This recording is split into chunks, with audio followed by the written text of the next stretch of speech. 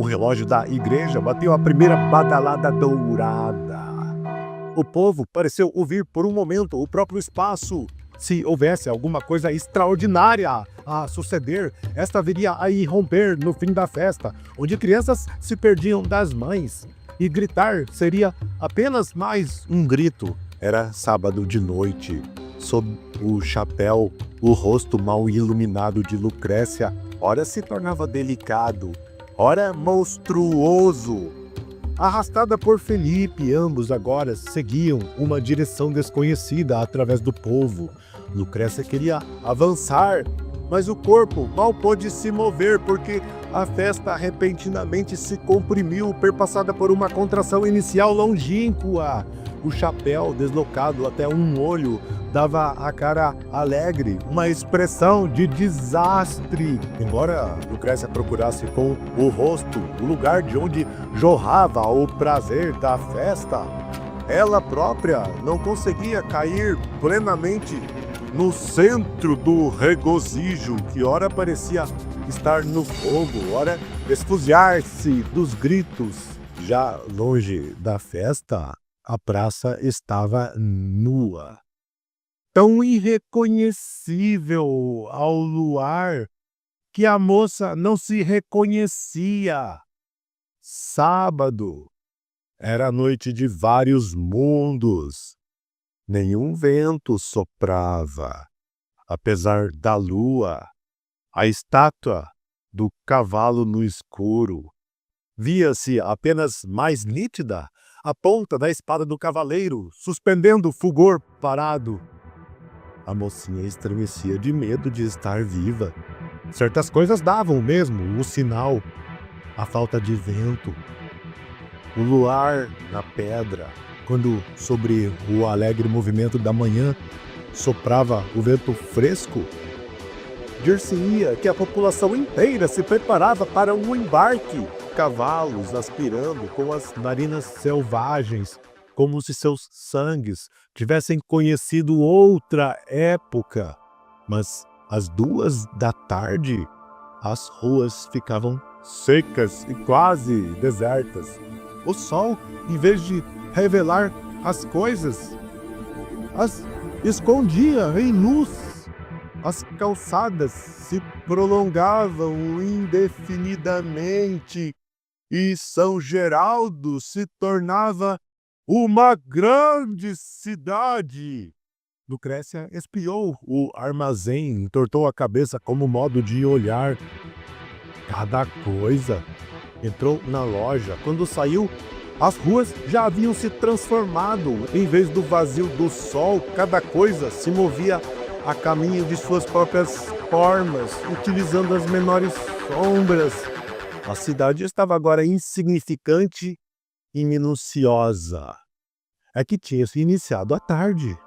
A sombra da árvore se alongou pela calçada e, chegada a esse ponto, a tarde ficou imutável. Uma pessoa ficou de pé na esquina. Nesse mesmo dia, quando o sol ia se pôr, o ouro se espalhou pelas nuvens e pelas pedras. Os rostos dos habitantes ficaram dourados. Os homens, na luz, pareciam vir da linha do horizonte. Foi nessa época de brisa e indecisão, nesse momento de cidade ainda mal erguida, quando o vento é presságio e o luar horroriza pelo seu sinal. Foi no descampado desta nova era que nasceu e morreu a Associação de São Geraldo. Cristina acendia um fogo vazio e destinado ao vazio. E na grande noite de São Geraldo sucedia alguma coisa confusa e empoeirada que de dia, em vão, se tentava cantar no hino da cidade. O sacrifício da carne é se realizar como carne. O que se vê era a sua única vida interior. E o que se via se tornou sua vaga história. Estava no seu pequeno destino decair na riqueza de uma idade de ouro e de escuridão e depois se perder de vista. Foi o que sucedeu com São Geraldo. A cidade ia tomando a forma que o seu olhar revelava. Nesse momento propício em que as pessoas viviam, cada vez que se visse, novas extensões emergiriam e mais um sentido se criaria. E isso era São Geraldo, cuja história futura, como na lembrança de uma cidade sepultada, seria apenas a história do que se tivesse visto. Lucrécia mesmo inventou que às vezes ouvia uma voz, mas, na verdade, ser-lhe-ia mais fácil ver o sobrenatural. Tocar na realidade é que estremeceria até os ossos. E assim era São Geraldo, com sua umidade radiosa e tranquila, que em certas madrugadas vinha da névoa e saía das ventas dos cavalos. Da janela mais alta, as pessoas viam a cidade estendida, e o que elas viam era o pensamento que elas nunca poderiam pensar, que era que é o passeio mais bonito de São Geraldo, e não havia outro modo de conhecer. São Geraldo era explorável apenas pelo olhar. Das plantas vinha um cheiro novo de alguma coisa que se estava construindo e que só o futuro veria. Se ouvia o ruído de uma ou outra carroça que, passando, parecia marcar seu destino, enquanto em outros lugares crianças mais felizes, filhas de pescadores, faziam-se ao mar. Para voltar, ela atravessava os trilhos do trem. Por um instante parecia refletir profundamente, embora não pensasse em nada. Cansada, já em sonho, escutando o trote sonâmbulo, mal saísse do quarto, sua forma iria se avolumando e se apurando, e quando chegasse à rua já estaria a galopar, com patas sensíveis, os cascos escorregando nos últimos degraus da calçada deserta. Ela olharia um canto e outro e veria as coisas como um cavalo. Noite alta, os cavalos imóveis nas trevas, estáveis e sem peso. Lá estavam eles, invisíveis, respirando, aguardando com a inteligência curta. A madrugada os revelava. Estavam separados, de pé, sobre a colina, frescos. Efigênia se levantava e olhava a planície, cuja antiga aspereza tinha sido alisada pelo vento de tantas noites. Rezava de joelhos. O que era sua carne, nunca soube. Nesse momento era uma forma ajoelhada. O que era o seu espírito, ela ignorava. Talvez fosse a luz mal erguida da madrugada sobre os trilhos. Seu corpo servia-lhe apenas de sinal para poder ser vista. Seu espírito, ela o via ali, na planície, e tanto se concentrava difusa na claridade de seu espírito sobre o campo, que esse já não era mais seu. Eis, porém, que uma folha vibrava em aço no meio da ramagem escura, como sinal para poder ser vista. Tudo aquilo estava para ser transformado pelo seu olhar, um olhar que não vinha dos olhos, mas da cara de pedra. Era assim que os outros a viam. É que o trabalho de seu espírito tinha sido feito. Flutuantes, falou Perseu distraído à janela. Ele era apenas um dos modos de ser São Geraldo. De pé, diante da janela aberta, era essa a natureza de uma raça de homens. O vasto pensamento era só corpo existindo. Ele comprou ameixas, voltou e empoleirou-se no parapeito da janela. Em breve comia e jogava caroços. Em pouco, a rua se achava plena de inúmeros caroços espalhados numa disposição que tinha um sentido, só que incompreensível. Estava na sua natureza possuir uma ideia e não saber pensá-la. Assim, ele a expunha, ofuscado. jogando os caroços. Como pouco fazia, seu tempo era jogado no vazio. Somente algum sinal fazia que houvesse a sua vida. Ninguém mais poderia executar o seu trabalho tão intransmissível assim. Então, ele jogou mais 3 caroços. Vida flutuante. Atrás do rosto belo, havia um outro que, refletindo os traços internos, tinha uma expressão horrível, a expressão de um pensamento profundo. E este não buscava certa unidade que fosse compreendida por um espelho. O relógio da praça batia 3 horas largas acima de São Geraldo, e sob as badaladas vibrantes, a cidade foi submergida. Nesta mesma tarde, se ouviu a cadência de patas nas pedras da rua do mercado. Há um movimento espavorido, os freios cortando a boca, num rincho de todo o corpo e na estridência das rodas. O cavalo e a carroça. Depois, o vento continuou a soprar em silêncio. No quarto, uma jovem estava de pé e, se tentava procurar manter a sensatez, já se achava entregue ao próprio rumor, sem linguagem. No quarto, os objetos, de forma constante, se tornaram a ela insuportáveis. A moça estava sempre de costas para alguma coisa. Fazia-se inexpressiva e de olhos vazios, como se este fosse o modo de se ver mais real. Ao espelho não chegava a se atingir, encantada pela profunda irrealidade de sua imagem. Rosas encarnadas da parede não eram vistas, rosas que, de tão imóveis, avançavam.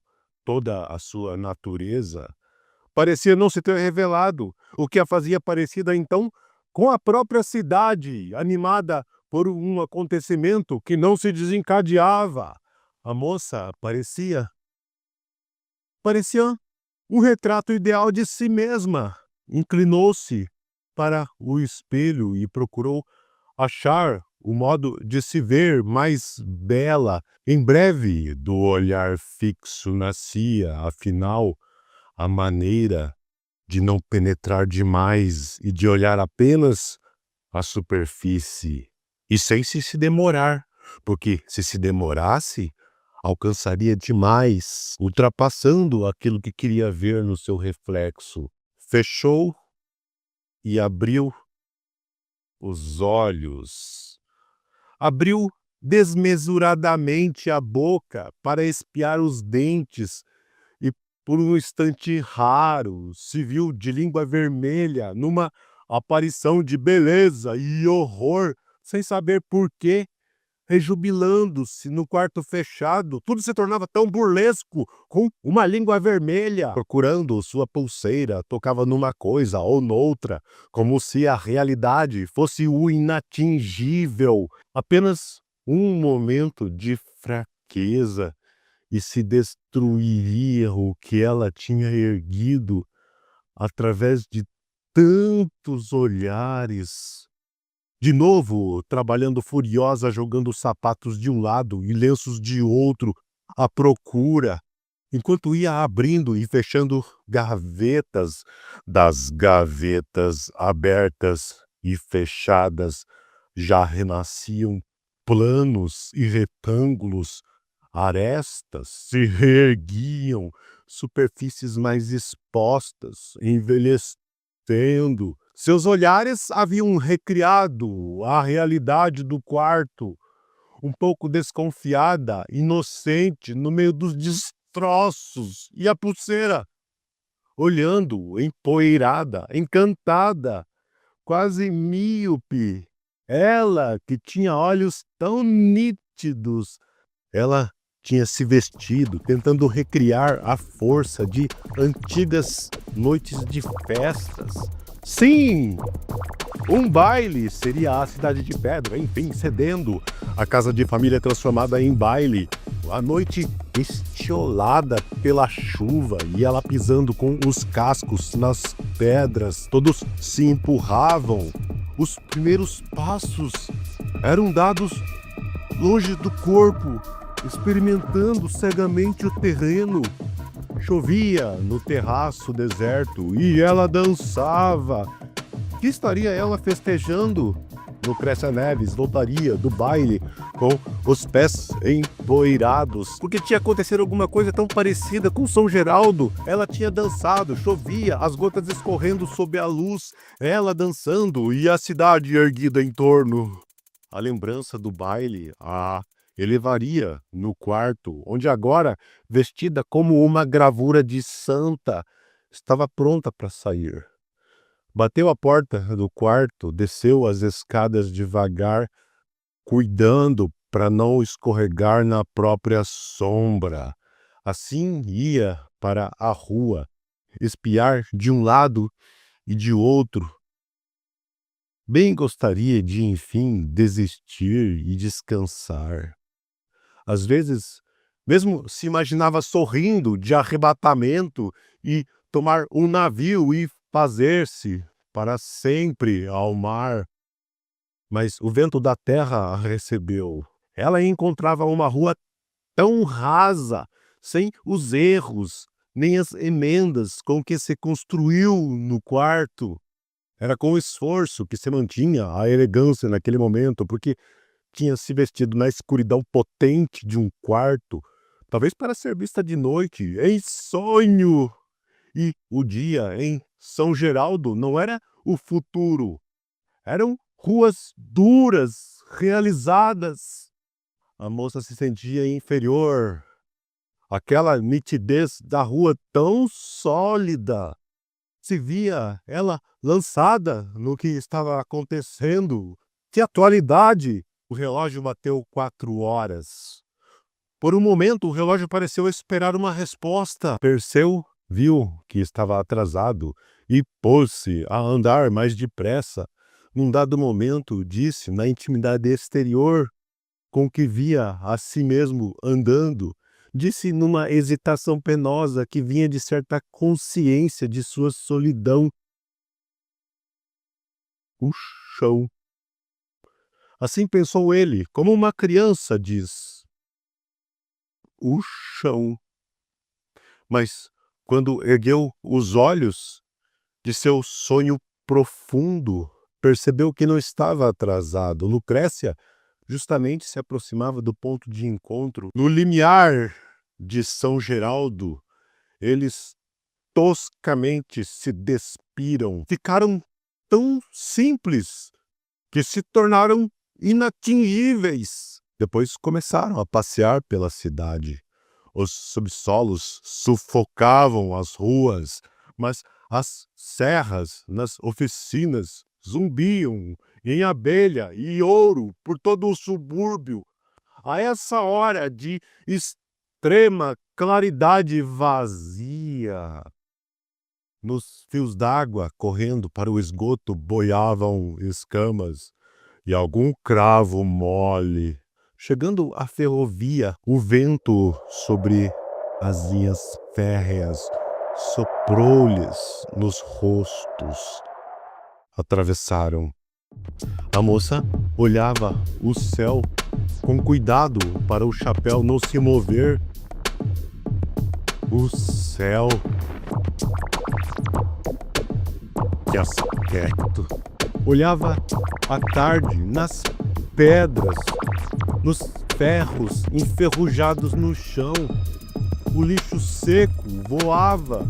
Tudo era real, mas como visto através de um espelho. Quando chegaram na elevação do morro, Perseu mostrou a cidade com o dedo, o equilíbrio do dedo sobre o vazio. E o vento, o vento. Seu chapéu de luto voou Ele correu atrás enquanto, de repente, o subúrbio enfim se manifestava porque um chapéu voava ao vento. O rapaz atravessou o arame farpado, correndo de braços abertos. Lucrécia o acompanhou com os olhos até ele desaparecer de vista. Em breve, ela desvairava um pouco. Sonhava em andar sozinha com um cão e ser vista de longe sobre um morro. Assim vestida, ela olharia o subúrbio e este se transformaria com um cão. Era deste modo que se compunha uma visão. A moça não tinha imaginação, mas uma atenta realidade das coisas que a tornava quase sonâmbula. Ela precisava de coisas para que estas existissem. Perseu trouxe de volta o chapéu, rindo e olhando com desassossego a calma natureza do mundo. O céu claro os envolvia e os perdia. Perto jazia o monte de lixo à espera da queimada, fios negros ligando os postes de baixo para cima. Que aspecto! Se fosse possível alguém compreender e não tirar nenhuma conclusão, assim o rapaz olhava profundo e a forma da moça não entender tinha a mesma clareza das coisas compreensíveis. Fios pretos se balançavam no incolor. Então Perseu avançou a cabeça para o ar e olhou a ferrovia embaixo. Tudo se sensibilizou sob o olhar estúpido e delicado do rapaz. Tudo hesitava ao vento e existia em si mesmo. Tão lentos e difíceis os dois estavam que viam com teimosia a coisa de que eram feitas as coisas e que envolvia a cara da moça. Eles pareciam protegidos por uma raça de pessoas iguais a eles. Eles caminhando e conversando, as mãos se movendo em gestos explicativos. Eles mesmos eram para serem vistos, como a cidade. Tudo era construído através do olhar do outro. Havia um descontrole mecânico no caminhar de ambos. Eram uma só pessoa, com uma perna curta e outra comprida, subindo e descendo. Por vezes o rapaz parecia andar para a frente e a moça ao redor dele dançando. E de repente, o tempo correu com a brisa no campo. Eles caminharam e já estavam junto da cancela. Mais um instante e olhou despudorada a pedra, a casa. Este mundo! Lhe pareceu mesmo que o esgoto ali em frente brilhava, mas faltava o nome das coisas. Mas eis aqui, eis ali, eis a coisa, a igreja, os pombos voando. E a dureza das coisas era o modo mais recortado de ver da moça. Da impossibilidade de ultrapassar essa resistência nascia o travo das coisas firmes.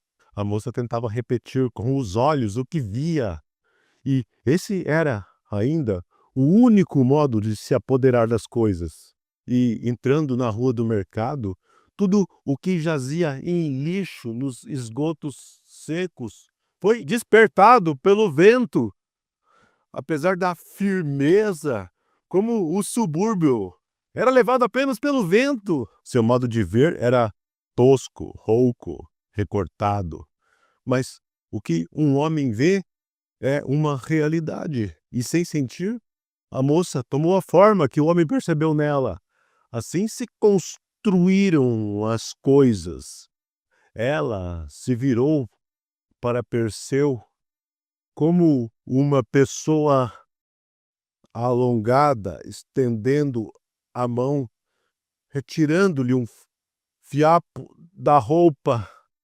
Tudo que tombasse naquela cidade se materializaria em coisa. Lucrécia Neves aguardava aérea a praça. Que aspecto! Acima das lojas, A mesma expressão insignificante de Perseu oscilava, e a moça reconheceu. Era São Geraldo ao entardecer. Ela esperava. Também o subúrbio, àquela hora, tinha chegado ao seu derradeiro estágio. Seria agora impossível substituir uma porta ou um poste. Um dos homens impessoais que passavam sem tocar o solo. Lucrécia, já possuída pela luz do subúrbio, se deixou guiar de novo através da cancela para o riacho. A moça nunca o tinha olhado verdadeiramente, temendo turvar superfície tão nítida. Mas cada coisa à mão era distante à moça, ela própria fora de alcance. De tanto olhar o córrego, sua cara se prendeu a uma das pedras, flutuando e se deformando na corrente. Boiava e sonhava na água. Aos poucos, ela não saberia se olhava a imagem ou se a imagem a olhava. O vento soprava sobre a cidade de aço. Felipe nada dizia. E o que ele não dizia se perdeu, afinal, no crepúsculo imenso e azulado. Mas um tom de luz decaiu na tarde.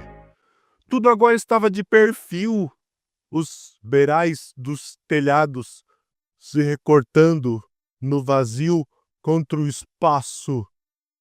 Uma luz fraca se acendeu no ar. No limiar da noite, um instante de mudez. Nesse universo, a uma distância de abismo, estava um parafuso no chão. Lucrécia Neves olhava da própria altura o horror do objeto. Coisas jaziam no chão. Lá estava São Geraldo, inexplicável, pousado, como que em cima de um pé. Mas um tom de luz decaiu. Seria o momento de tocar, afinal, em todas as coisas. A cidade permitiria que a apalpasse, arrepiando suas pedras. Mas um momento e uma flor amoleceu no talo. Raízes se adoçaram na terra podre, os arcabouços ruíam, a cidade inteira fremia depois de desmoronar. Tinha passado o perigo. Era noite. Restava apenas a reverberação da pedra, um rebrilhar no homem que passava, uma luz se acendendo no ar, já noturno, mas tudo de novo intocável. É que o mundo era indireto, que escuridão fazia. Quase alegre, afinal, rasgando as finas veias da noite, a moça se reviu anos atrás, correndo para buscar pão, voando entre as últimas pessoas da noite, aterrorizada pelo vulto escuro do morro. Ela mesma, assustadora na corrida. Lucrécia sairia da cidade de São Geraldo. A casa imersa no silêncio. E lá estava seu quarto, como um piano que se deixou aberto. Que susto ver as coisas! Olhou para cima, contando com o dia imprevisível de amanhã. Mas, para entender, seria preciso continuidade de presença, porque os objetos nada revelavam e se guardavam apenas para serem olhados. Era como se os estivesse esculpindo para examiná-los de longe, com delicadeza de míope. Um olhar de lado. Os próprios objetos agora só podiam ser vistos de viés. Um olhar de frente os veria vesgos. Ela assumia o caráter de um personagem desconhecido que apenas podia imitar, imitando-se. O vento abriu a janela. Ana, impaciente com a interrupção, se ergueu para fechá-la e toda a sala ficou mais interior. Hoje fiquei tão cansada, até parecia que ia morrer, disse, um pouco sonhadora. Mexia o garfo. Se morresse, afinal, que importava?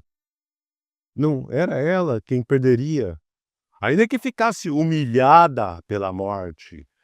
Não podia suportar aquela existência que estava sempre acima dela. A sala, a cidade, o alto grau a que tinham chegado as coisas sobre a prateleira, o passarinho seco e empalhado prestes a voar pela casa, a altura da torre, tanto intolerante equilíbrio. Quando a moça se ergueu, as coisas estavam pousadas ao seu redor. Xícaras de café fumegavam, a mãe sentada, mesa, toalhas, tudo de novo inconquistável. O espírito era o vento. Na casa, o ar sufocado e puro de lugares sempre fechados. O cheiro das coisas. O esforço de ver era o de se exteriorizar. Tudo o que Lucrécia Neves podia conhecer de si mesma estava fora dela. Ela via aqueles longos anos que se passavam através de momentos espalhados, através de raros instantes. Ela possuía um só destino. As coisas, às vezes tão fixas, ganhavam a própria forma, com nitidez. Isso era o que ela às vezes conseguia, atingir o próprio objeto. Então, eis a mesa, no escuro, elevada acima de si mesma, as outras coisas da sala, sufocadas pela existência delas mesmas, afundadas em si mesmas, com presença pesada e indistinta. Quando uma coisa não pensava, a forma que possuía era o seu pensamento.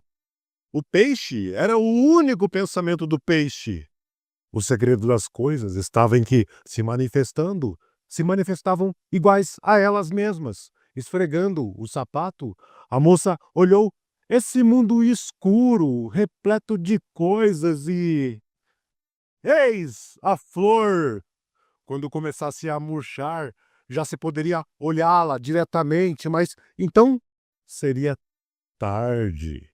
E depois que a flor morresse, a sala decresceria. Ela andaria entre as coisas, como que se o que fosse mortal tivesse morrido e o resto fosse eterno.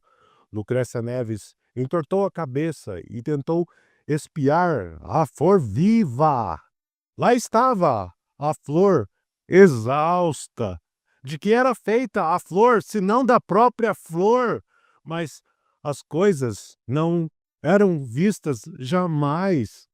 As pessoas é que viam. Da flor, vespas adormecidas fugiram assustadas.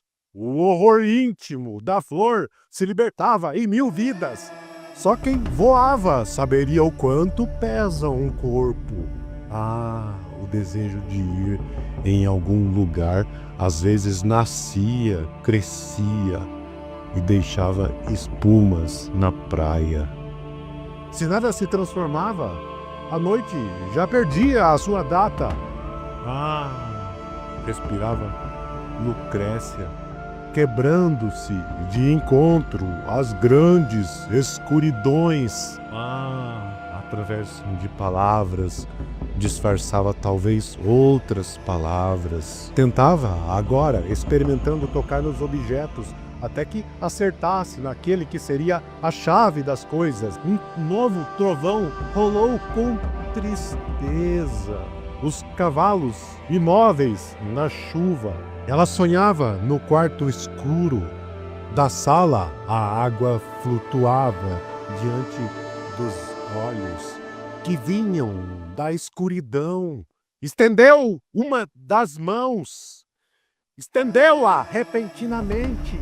Entortou-a, mostrando a palma, que ficou cruelmente à mostra, como a flor no jarro. No movimento, o ombro se ao som aleijado. Ela se reduzia a um único pé e a uma única mão. A imobilidade final depois de um pulo. Eis toda ela, terrivelmente física. Um dos objetos da sala, escolhendo a própria imagem e através desta, a dos objetos deste primeiro gesto de pedra. O oculto estava exteriorizado na posição em que estava. Ela poderia mesmo ser transportada à praça. Só faltava vários dias de chuva para cobri-la de musgo, ela já morta. Assim, as pessoas passariam por ela sem notá-la. Perdia, neste momento, a juventude pelo símbolo da juventude, a vida pela forma da vida. E eis que, de perfil, a bocejar, parecia o anjo que sopra na porta das igrejas. Até sua solidez diminuiu. Revia-se agora, com bastante estranheza, no gesto. Que gesto! Que tinha tido a urgência de um cacuete. Sabia tão pouco de si como o homem que, passando, a tinha olhado por um segundo. Ela, às vezes, se via como um bicho veria uma casa, nenhum pensamento ultrapassando a casa. As luzes se apagavam nas janelas e na escuridão nenhum olhar podia mais exprimir a realidade. O tempo de uma vida seria justo o tempo de sua morte. Sob os olhos fixos, as coisas começaram a se entortar, fundindo-se lentamente, até que suas formas saíram fora de si, fulminada pela vigília na noite. Lucrécia Neves, se preparando para a longa noite, estava de olhos abertos. De longe, as coisas são indeterminadas. Assim estava a sala.